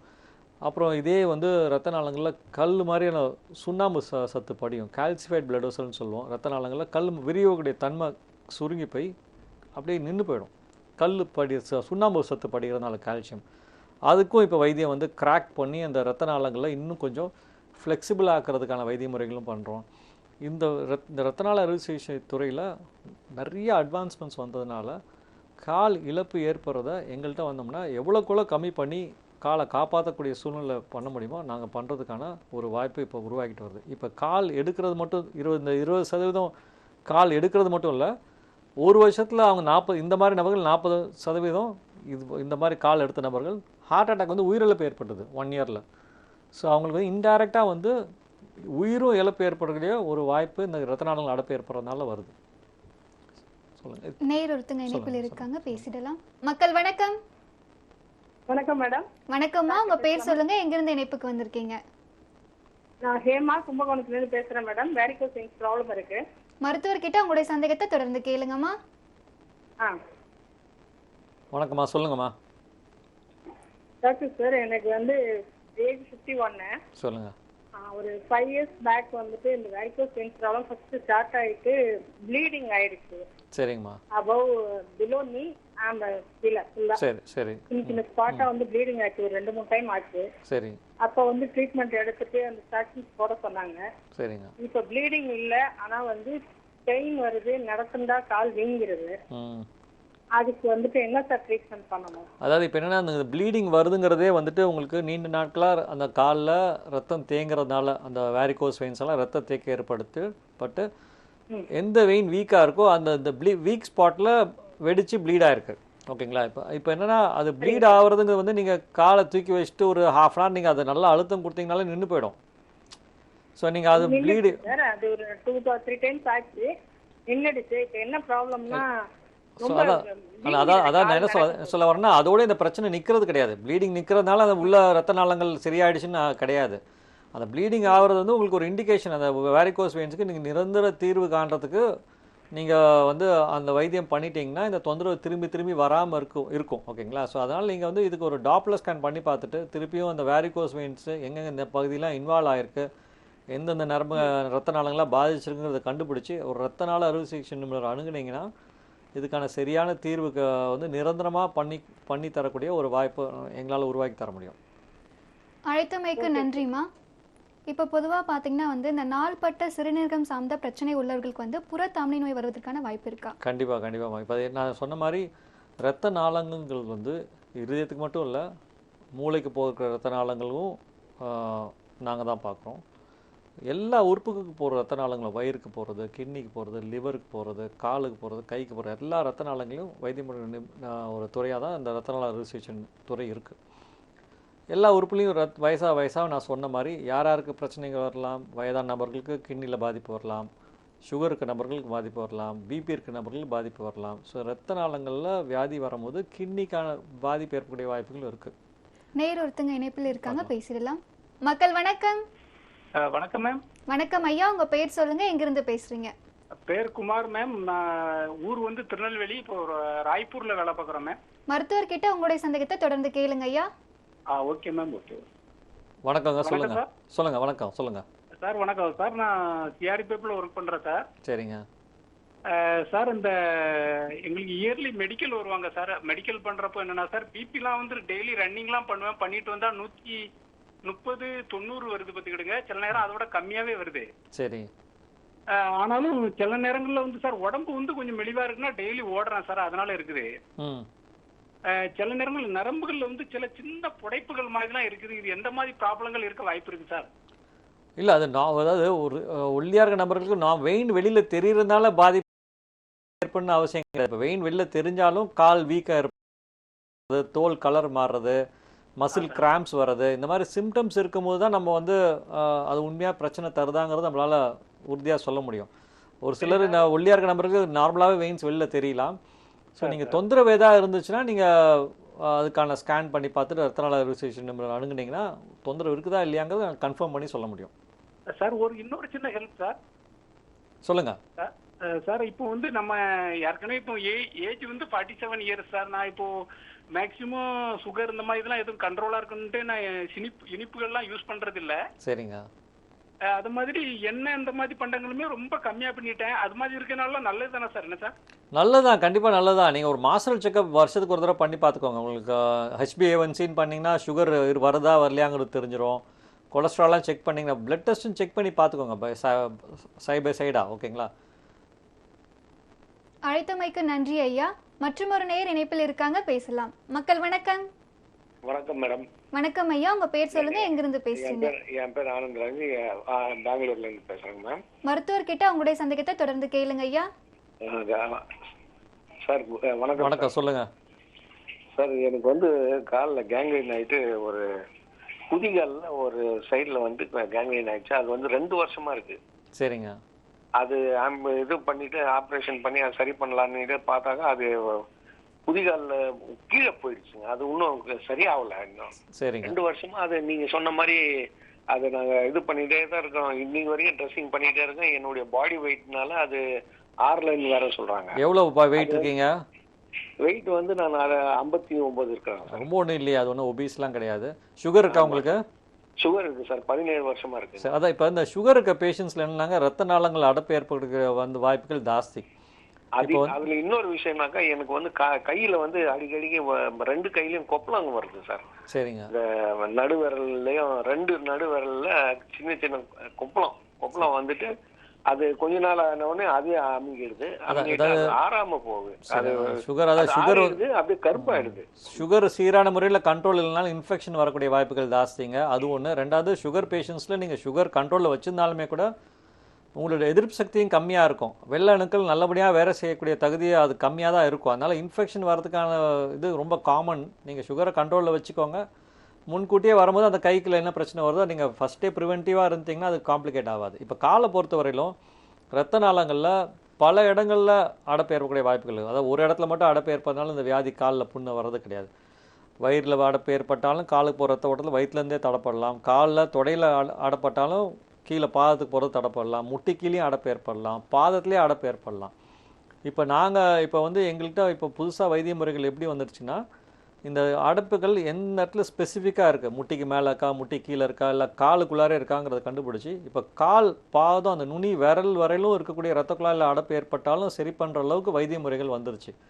புரியுங்களா? காலில் அதாவது பாதத்தில் அந்த இருக்கக்கூடிய சிறிய ரத்த குழாய்கள் 2 மில்லிமீட்டருக்கு கம்மியாக இருக்கும் சைஸ். 1 மில்லிமீட்டர் 2 மில்லிமீட்டர் சைஸில் இருக்கக்கூடிய ரத்த நாளங்கள் அடைப்பு ஏற்பட்டாலும் அதையும் நம்ம ஓப்பன் பண்ணி ரத்த ஓட்டத்தை சீர் பண்ணுற அளவுக்கு வைத்திய முறைகள் வந்துருச்சு. அது வந்து நீங்கள் ரத்த நாள அறுவை சிகிச்சை நிபுணர் அணுகுனீங்கன்னா எவ்வளோக்கு எவ்வளோ ரத்த ஓட்டத்தை இம்ப்ரூவ் பண்ண முடியுமோ அதுக்கான வாய்ப்பு உருவாக்கி அந்த புண்ணு ஆறதுக்கான ஒரு தகுதியை இன்னும் நம்ம உருவாக்கி தரலாம். அழைத்தமைக்கு நன்றி ஐயா. மற்றும் ஒரு நேர் இணைப்பில் இருக்காங்க, பேசலாம். மக்கள் வணக்கம். வணக்கம், உங்க பெயர் சொல்லுங்க, எங்கிருந்து பேசுறீங்க? ஹலோ வணக்கம், உங்க பெயர் சொல்லுங்க ஐயா. ஏழுமலையான் பேரு. எங்கிருந்து பேசுறீங்க? மரக்காணம் விழுப்புரம் மாவட்டம். சொல்லுங்க. வணக்கம், சொல்லுங்க. மருத்துவர்கிட்ட உங்களுடைய சந்தேகத்தை கேளுங்க ஐயா. சார், இந்த காலில் கட்டவரில் வந்து காயம் வந்துச்சு சார். அந்த காயம் ஆற மாட்டு சுகர் இருக்குது. ஆனா சரிங்க. ஏன்னா 2 மாசமா ஆறாது சார். நானும் எங்கேயும் அந்த அந்த சுகர் டாக்டர் போட்டு ஊசினா போட்டுக்கிறேன். ஸ்மோக் பண்ணுவீங்களா? இல்லை சார், அதனால ஆனால் ஃபர்ஸ்ட் ஆரம்பத்துல விட்டுட்டோம் சார் எல்லாம். சரிங்க சார். ஃபஸ்ட்டு வந்து பேசிக் சுகர் கண்ட்ரோல் வச்சுக்கணும். ஸ்மோக் பண்ணால் ஸ்மோக்கிங் பண்ணக்கூடாது. ஆல்கஹால் சாப்பிடக்கூடாது. டயட்லாம் கரெக்டாக இருக்கணும். இதெல்லாம் வந்து பேசிக்காக வந்து அந்த சுகர் வந்து கண்ட்ரோல் இருந்தாலே ஒரு பாதி பிரச்சனை தீர்ந்த மாதிரி. இன்னொரு பிரச்சனை என்னென்னா, இந்த சுகர் வந்த நபர்களில் காலில் டயபெட்டிக் ஃபுட்டுன்னு சொல்லுவோம். சுகர் வந்து பாதம் பாதிக்கக்கூடிய வாய்ப்புகள் ஜாஸ்தி சுகர் வந்த பேஷண்ட்ஸ்க்கு. அட்லீஸ்ட் வந்து ஒரு 20%க்காவது இந்த மாதிரி சுகர் இருக்க நபர்களுக்கு காலில் இந்த பாதிப்பு ஏற்படக்கூடிய வாய்ப்புகள் ஜாஸ்தி. இந்த டயபெட்டிக் ஃபுட்டுங்கிறது வந்த நபர்களுக்கு என்னென்னா 3 விதமான பிரச்சனைகள் வரலாம். ஒன்று, உணர்வு சார்ந்த நரம்புகளில் கட்டைக்கால் மாதிரி ஆகிடும், அவங்க உணர்வு போயிடும், காலில் வந்து கீழே வச்சாலும் ஆணி குத்தினாலும் தெரியாது, ரொம்ப உணர்வு கம்மியாகிடும். ரெண்டாவது, ரத்த நாளங்கள், நான் சொல்கிற இந்த ரத்த ஓட்டத்தில் அடைப்பு ஏற்பட்டு ரத்த ஓட்டம் கம்மியாக போகக்கூடிய வாய்ப்புகள் இருக்குது. மூணாவது, சுகர் இருக்க பேஷண்ட்ஸ்க்கு இன்ஃபெக்ஷன் வர சான்ஸ் இருக்குது. ஏன்னா இயற்கையாக அவங்க எதிர்ப்பு சக்தி கம்மியாக இருக்கும், சுகர் கண்ட்ரோல் இல்லைன்னா இன்ஃபெக்ஷன் வரக்கூடிய சான்ஸ் இருக்குது. ஸோ இந்த 3மே கம்பைன் ஆகி வரும்போது உங்களுக்கு காலில் புண் வந்து ஆறதுக்கான வாய்ப்புகள் கம்மி. இன்னொரு விஷயம் என்னென்னா, காலில் வந்துட்டு சுகர் ரொம்ப நீண்ட நாளாக கண்ட்ரோல் இல்லாமல் இருந்தீங்கன்னா அந்த கால் பாதத்தோட அந்த ஷேப்பே மாறிடும். ஓகேங்களா, அது உள்ள அந்த பாதத்துக்கு கீழே நாங்கள் ஒரு ஆர்ச்சின் வளைவு இருக்கும், கீழே எல்லாருக்கும் காலில் வச்சு பார்த்தீங்கன்னா அந்த வளைவெல்லாம் ஃப்ளாட் ஆகிறதுனால உங்கள் பாடியோட வெயிட் வந்து கரெக்டாக தரையில் போய் பதியக்கூடாத இடத்துல பதிகிறதுனால அந்த இடத்துல கீழே ஆணிக்கால் மாதிரி வந்து அப்புறம் புண்ணு ஏற்படக்கூடிய வாய்ப்புகள் நிறையா இருக்குது. ஸோ இந்த மாதிரி பலவித காம்பினேஷனில் சுகர் இருக்க பேஷண்ட்ஸில் காலில் புண்ணு வரக்கூடிய வாய்ப்புகள் இருக்குது. இது எல்லாத்தையும் ஐடென்டிஃபை பண்ணி ரத்த நாளங்களில் ப்ராப்ளம் இருக்குதான்னு ஐடென்டிஃபை பண்ணுறதுக்கு ரத்த நாள அறுவை சிகிச்சை நிபுணரால் தான் முடியும். அந்த ரத்த நாளங்களில் அடைப்பு ஏற்பட்டுனா அந்த ரத்த நாளங்களில் போகக்கூடிய ரத்த ஓட்டம் கம்மியாக இருக்கிறதுனால தான் புண்ணு ஆறலாம். அந்த ரத்த ஓட்டத்தை இம்ப்ரூவ் பண்ணி அந்த புண்ணு ஆறக்கூடிய வாய்ப்புகளை உருவாக்கி தர முடியும். இது நீங்கள் ஜென்ரலாகவே ரத்த நாளங்களில் பிரச்சனை இருக்கான்னு பார்க்கக்கூடிய யாரெல்லாம் வரணும்னா 50 வயசு இருக்க மேலே இருக்க நபர்கள் வந்து ரத்த நாளங்கள் பாதிப்பு இருக்கக்கூடிய வாய்ப்புகள் ஜாஸ்தி. அவங்க ஒரு வாட்டி வந்து செக்அப் பண்ணிக்கணும். சுகர் 10 வருஷம் மேலே இருக்க நபர்கள் கண்டிப்பாக ரத்த நாளங்களில் இயற்கையாகவே அடைப்பு ஏற்படக்கூடிய வாய்ப்புகளை இன்னும் ஜாஸ்தி பண்ணி தரும். அவங்களும் ரத்த நாளங்கள் பாதிப்பு இருக்காங்க, ரத்த நாள அறுவை சிகிச்சை ஒரு நான் சொல்கிறேன் ஸ்க்ரீனிங் டெஸ்ட் பண்ணி பார்த்தா தான் தெரியும். கடைசியில் வந்தீங்கன்னா அதை காப்பாற்றக்கூடிய தகுதி வந்து எப்படி இருக்குதோ அதுக்கு தகுந்த மாதிரி தான் காப்பாற்றுறதுக்கு வாய்ப்பு வரும். முன்கூட்டியே பார்க்கக்கூடிய நபர்கள் ஏஜ் மோர் தென் 50 ப்ளஸ் சுகர் 10 வருஷத்துக்கு மேலே இருக்கவங்க, ஏற்கனவே நீங்கள் சொன்ன மாதிரி ஏற்கனவே ஒரு நபர் சொன்ன மாதிரி ஆல்ரெடி எனக்கு ரத்த நாளங்கள் அடைப்பு ஏற்பட்டு வைத்தியம் பண்ணேன் சரியாகல, இந்த நபர்களும் அப்பப்போ 6 மாதத்துக்கு 1 வருஷத்துக்கு வரையும் வந்து செக்அப் பண்ணிக்கணும் எங்கள்கிட்ட. மூணாவது, கிட்னி ஃபெயில் ஆகக்கூடிய நபர்கள், இப்போ ரத்த நாளங்கள் அடைப்பு ஏற்பட்டால் கிட்னி போகிற ரத்த ஓட்டம் கம்மியாகும், அதனாலையும் காலில் வந்து ரத்த நாளங்களே அடைப்பு ஏற்பட்டு கிட்னி போகக்கூடிய ரத்த ஓட்டமும் கம்மியாகி கிட்னி ஃபெயிலியர் ஆக ஆக ஆக ரத்த நாளங்கள் அடைப்பு ஏற்பட்டு அந்த கிட்னி ஃபெயில் ஆகிற நபர்கள் டயாலிசிஸ் போயிட்டு வந்தாலும் காலில் ஆறாத புண்ணு வந்து கால் இழப்பு ஏற்பட்டு உயிரிழப்பு ஏற்படக்கூடிய வாய்ப்பையும் நம்ம பார்க்குறோம். ஸோ ஒரு இடத்துல ரத்த நாளங்கள் அடைப்பு ஏற்பட்டால் அது பரவலாக எல்லா பக்கமும் வருங்கிறது தான் இப்போ நான் சொல்லக்கூடிய ஒரு மெசேஜ். ஸோ இப்போ கிட்னி பாதிப்பு ஏற்பட்ட நபர்கள் ரத்த நாளங்கள் அடைப்பு ஏற்படலாம், இவங்களும் ஸ்க்ரீனிங் டெஸ்ட் வரணும். அப்புறம் ஹார்ட் அட்டாக் வந்த நபர்கள், ஏற்கனவே ஹார்ட்டில் அடைப்பு ஏற்பட்டு அட்டாக் வந்த நபர்களுக்கும் வெளியில் போகக்கூடிய ரத்த நாளங்களில் ரத்த நாளங்களில் அடைப்பு ஏற்படக்கூடிய வாய்ப்பு இருக்குது. ஸோ இவங்க எல்லாமே வந்து முன்கூட்டியே ஸ்க்ரீனிங் டெஸ்ட்டுக்கு வந்துட்டாங்கன்னா கண்டுபிடிச்சி இந்த ரத்த நாளங்களில் வந்து சரியான முறையில் பாதுகாக்கிறதுனால உயிரிழப்பு ஏற்படக்கூடிய வாய்ப்பை கம்மி பண்ணி தரலாம். அழைத்தமைக்கு நன்றி ஐயா. நம்ம தொடர்ந்து பேசலாம் ஒரு சிறிய இடைவேளைக்கு பிறகு. மருத்துவ நேர நிகழ்ச்சியில் அடுத்து வருவது ஒரு சிறிய இடைவேளை.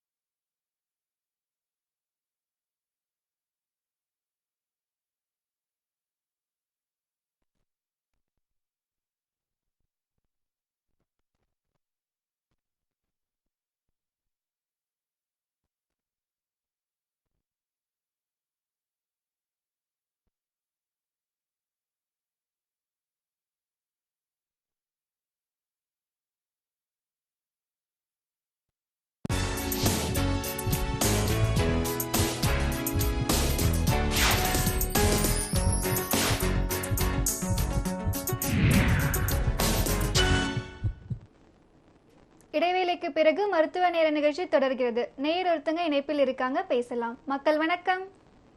வணக்கம். வணக்கம், உங்க பெயர் சொல்லுங்க, எங்கிருந்து பேசுறீங்க? அமுதவல்லி, சென்னையில இருந்து பேசுறேங்க. மருத்துவர்கிட்ட உங்களுடைய சந்தேகத்தை தொடர்ந்து கேளுங்கம்மா. ஓகே. வணக்கங்க, சொல்லுங்க. கால் முட்டிக்கு பின்னாடி எல்லா நேரமும் சுத்திட்டு ஒரு சின்ன பால் மாதிரி ரொம்ப இதா இருக்குங்க. பெயினா ரொம்ப அதிகமா இருக்கு. நிக்க முடியல, நடக்க முடியல. சரிங்க.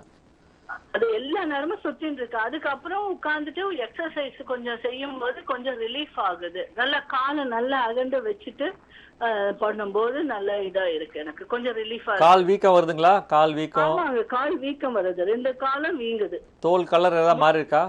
இல்ல, தோல் கலர்லாம் மாறல. சரிங்க. முட்டி பக்கத்துலயும் நல்லா வீங்கி இருக்கு. முட்டி பின்னாடியும் அந்த நரம்பு அப்படியே சுத்திட்டு இருக்கு. கண்டிப்பா உறுதியா உங்களுக்கு ரத்த தேக்கத்துக்கான அறிகுறிகள் இருக்கு. கால்ல அந்த சிரை சார்ந்த பிரச்சனை இருக்கு, வெயின் சார்ந்த பிரச்சனைகள் இருக்கிறதுக்கு நீங்க சொல்றதை வச்சு பார்க்கும்போது. ஸோ காலில் ரத்தம் தேங்கும் போது உங்களுக்கு இந்த வலி, காலில் மசில் கிராம்ஸ் வரதுக்கான வாய்ப்புகள் ஜாஸ்தி. ஓகேங்களா? இப்போ என்னன்னா, நிறைய பேருக்கு இந்த தொந்தரவு இருந்தாலும் அவங்க எப்போ வராங்கன்னா, இதோடு சேர்ந்து முட்டி தேய்மானம் ஏற்பட்டு முட்டி வலி வருது, அப்புறம் பாடியில் வந்து சத்துக்கள்லாம் விட்டமின்ஸ்லாம் கம்மியாக இருக்கும்போது ஓவராலாக அவங்க வந்து கம்ப்ளீட்டாக அந்த கிராஷ் ஆகும்போது தான் நடக்க முடியும். சும்மா நின்னாலே வலி, உட்காந்தாலே வலி அப்படிங்கிற ஒரு ஸ்டேஜில் தான் டாக்டர் அணுகுறாங்க. ஏன்னா அந்த மாதிரி நபர்கள் வரும்போது கம்பைண்டாக எலும்பு தேய்மானமும் இருக்கலாம், விட்டமின்ஸும் கம்மியாக இருக்கலாம், காலில் ரத்த தேக்கத்துக்கான சிறை சார்ந்த வியாதியும் இருக்கலாம். எல்லாமே சேர்ந்து வரும்போது நம்ம அது கரெக்டாக ஐடென்டிஃபை பண்ணி கரெக்டாக அணுகி வைத்தியம் பண்ணிங்கன்னா உங்களுக்கான பிரச்சனையோட அந்த தீவிரம் கண்டிப்பாக கம்மியாகும். ஒரு சிலதுக்கு வந்து நம்ம மருந்து மாத்திரை சாப்பிட்டு சத்து சார்ந்த பிரச்சனைகள் நீங்கள் டயட்டில் தான் நீங்கள் இது பண்ண முடியும். இந்த சிறை சார்ந்த பிரச்சனைக்கு ரத்த நாள அறுவை சிகிச்சை நிபுணர் அணுகி அதுக்கான வைத்தியம் பண்ண தான் தீர்வு வருமே தவிர அது மருந்து மாத்திரையில் நிரந்தரமாக தீர்வு காட்டுறதுக்கு கொஞ்சம் கஷ்டம். அது அழைத்தமைக்கு நன்றிமா. மற்றும் ஒரு நேர் இணைப்பில் இருக்காங்க, பேசலாம். மக்கள் வணக்கம். ஹலோ வணக்கம், உங்க பெயர் சொல்லுங்க, எங்கிருந்து பேசுறீங்க? மேடம், என் பேர் மகேஷ், சென்னையிலிருந்து கால் பண்றேன். மருத்துவர்கிட்ட உங்களுடைய சந்தேகத்தை தொடர்ந்து கேளுங்க ஐயா. வணக்கங்க, சொல்லுங்க சார். Good afternoon. நான் சென்னையிலேருந்து கால் பண்றேன். சரிங்க. இப்போ வந்து எனக்கு ஒரு 2 டவுட் சார். இப்போ என் ஃபாதருக்கு வந்து 72 ஆக்சுவலி ஏஜ். ஓகே. அவர் வந்து இப்போ ஒரு லாஸ்ட் 2 இயர்ஸா டயபெட்டிக்ல கண்ட்ரோலா இருக்காரு. சரிங்க. பட் அவருக்கு டயபெட்டிக் ஒரு 15 to 20 இயர்ஸா இருக்கு. ஓகே. அதுல வந்து சின்ன ஊண்டு மாதிரி ஒரு 25 இயர்ஸ் கீழே வந்தது. சரிங்க. ஹலோ, சொல்லுங்க, கேக்குது. அந்த ஊண்டு வந்து லெக்ல அந்த முட்டிக்கு 2 டாட் மாதிரி வந்தது சார். சரிங்க. அப்போ ஒரு மாசம் எல்லாம் அப்ப சுகர் இல்லாம இருக்கு. சரிங்க. ஃபுல்லா ட்ரெஸ்ஸிங் எல்லாம் பண்ணாரு. 1 month ஆறல. சப்சிக்வெண்டா செக் பண்ணும்போது சுகர் இருக்குன்னு சொன்னோடனே they went for plastic surgery. சரிங்க. இருந்து ஸ்கின் எடுத்தாங்க, தென் வயிறுல இருந்து ஸ்கின் எடுத்தாங்க, அப்புறம் கையில எல்லாம் கொஞ்சம் எடுத்து still now we are doing dressing தான். புண்ணு பெருசா இருந்ததா? 2 டாட் தான் சார் இருந்தது. பட் சப்சிக்வெண்டா சென்னையில leading plastic surgery, I don't want to mention the name of the doctor, அவங்க என்ன பண்ணிட்டாங்க, அதை எடுத்து பேட்ச் மாதிரி பண்ணாங்க. அது அப்படியே ஒட்டிடுச்சு சார். அது சரிங்க. ஆறிடுச்சுல இப்ப? இல்ல சார், 25 இயர்ஸ் ஆறல. ஸ்டில் நாங்க ட்ரெஸ்ஸிங் தான் பண்ணிட்டு இருக்கோம். இல்ல, புண்ணு ஆறலனாங்க, நான் சொல்ற மாதிரி 4 வீக்ஸ் மேல புண்ணு ஆறலனா ரத்த நாளங்கள்ல பாதிப்பு. அது ஆர்ட்ரியா வெயினாங்கிறது என்னால இப்போதைக்கு யூகிக்க முடியாது. டயபெட்டிஸ் பேஷண்ட்ஸ்ல ஆர்ட்ரி பிளாக்ஸ் இருக்கக்கூடிய வாய்ப்புகள் ஜாஸ்தி. ஸோ புண்ணு ஆறலனா ரத்த நாளங்களில் ஏதோ ஒரு இடத்துல ஒரு டிஃபிஷியன்சி இருக்குது. அந்த ரத்த நாளங்களில் சரியான முறையில் அதனால் நீங்கள் ஒரு ரத்த நாள அறுவை சிகிச்சை நிபுணர் அணுகி கரெக்டாக எக்ஸாக்டாக என்ன ப்ராப்ளம்ங்கிறது. நடக்கிறாரா? நடக்கிறார் சார், பேலன்ஸ் பண்ணி எங்களை வச்சு நடக்கிறாரு. இல்லை, எவ்வளோ தூரம் நடக்கிறாரு? என்ன சார், எவ்வளோ தூரம் நடக்கிறாரு? அவர் ஒரு 10 minutes நடப்பாரு. எங்கன்னா ஃபங்க்ஷன் ஒன்ஸ் இன் வைல்னா கார்ல இட்டு போயிட்டு கார்ல கூட்டிட்டு வருவோம். ஸோ ரொம்ப ஒன்றும் ஆக்டிவாக கிடையாது. Active in the sense rest ரூம்லாம் அவரே போயிடுவாரு. மற்றபடி அதான் மினிமம் ஆக்டிவிட்டி தான். ஒரு 1 கிலோமீட்டர் 2 கிலோமீட்டர் நடக்கிறதுலாம் கிடையாது. பண்ண மாட்டார் சார். ஆல்ரெடி 72. ஓகே. எனக்கு அதுதான் நீங்க இப்ப நீங்க சொன்ன டாப்லர் எஃபெக்ட் அது இது எல்லாமே எடுத்துட்டோம். வெரிகோஸ்ல தான் வெயின்ஸ் ப்ராப்ளம் சொல்லியிருந்தாங்க. சரிங்க. எனக்கு நீங்க இப்ப ஏதோ அட்வான்ஸ் டெக்னாலஜி எல்லாம் ஏதோ இருக்குன்னு இல்லையா, அதனால ஏதாவது ட்ரை பண்ணலாமா, உங்களை வந்து பர்சனலா பார்க்கலாமா மேபி? இல்லை, கண்டிப்பா அது ரத்த நாளங்களில் பாதிப்பு இருந்துச்சுன்னா அது என்ன வயதா கம்பைண்ட் ஆகி வரலாம். ஆர்ட்ரிலையும் ப்ராப்ளம், வெயின்லையும் ரெண்டுமே சேர்ந்து வரலாம். ஓகேங்களா? ஸோ அந்த புண்ணை பார்க்கும்போது எந்த காம்பனன்ட் நிறையா மிக்சட் அல்சர்னு சொல்லுவோம். ஆர்ட்ரி வெயின் ரெண்டுமே சேர்ந்து. அப்போ ஆர்ட்ரினால 70%, வெயினால 30% கம்பைண்டாக இருக்கலாம். இல்லை வெயினால ஒரு 80%, ஆர்ட்ரினால 20% கம்பைண்டாக இருக்கலாம். ஸோ ப்ரியாரிட்டி நம்ம காலை பார்த்து புண்ணோடைய தன்மையாக நேரில் பார்க்கும்போது தான் இதை கரெக்டாக நம்மளால் அதை அந்த ட்ரீட்மெண்ட் ஆப்ஷன்ஸு எக்ஸிக்யூட் பண்ண முடியும். அழைத்தமைக்கு நன்றி ஐயா. இப்போ வந்து புற தமனி நோய் மற்றும் பக்கவாதம், இது இரண்டுக்கும் உள்ள தொடர்பு என்ன? கண்டிப்பாக நான் சொல்கிற மாதிரி ரத்த நாளங்கள் புற தமனியில் அந்த பிரெயினு போகக்கூடிய ரத்த ஓட்டமும் புறத்தமனி சார்ந்த ஒரு ரத்த குழாய் தான். ஹார்ட்லேருந்து நேராக பிரெயினுக்கு போகிறது உங்கள் கழுத்து வழியாக தானே போய் ஆகணும், நேராக மேலே போக முடியாது. ஸோ கழுத்து அது ஹார்ட்லேருந்து செஸ்ட்லேருந்து எக்ஸிட் ஆகி ஸ்கல் அந்த உள்ளுக்குள்ளே போகிற வரையில் இருக்கக்கூடிய அந்த பிரெயினுக்கு போகக்கூடிய ரத்த ஓட்டத்தை நாங்கள் தான் வைத்தியம் பண்ணுறோம். ஸோ அதில் வந்து ஏற்கனவே நான் சொன்ன மாதிரி வயது முற்றிய நபர்கள், சுகர் இருக்க நபர்கள், பிபி இருக்க நபர்கள், ஸ்மோக்கர்ஸு, கொலஸ்ட்ரால் நிறையா இருக்க நபர்களுக்கு எப்படி புறத்தமனியில் அடைப்பு ஏற்படுதோ, இருதயத்தில் எப்படி அடைப்பு ஏற்படுதோ, அதே மாதிரி கழுத்துலேருந்து மூளைக்கு போகக்கூடிய ரத்த ஓட்டத்தில் அடைப்பு ஏற்படக்கூடிய வாய்ப்புகள் நிறையா இருக்குது. இவங்களுக்கு ஹார்ட்லேயும் பிரச்சனை இருக்கும், சைலண்ட்டாக இருக்கும் ஹார்ட்டு, பிரெயினில் போகக்கூடிய ரத்த குழாயிலையும் அடைப்பு ஏற்படலாம்.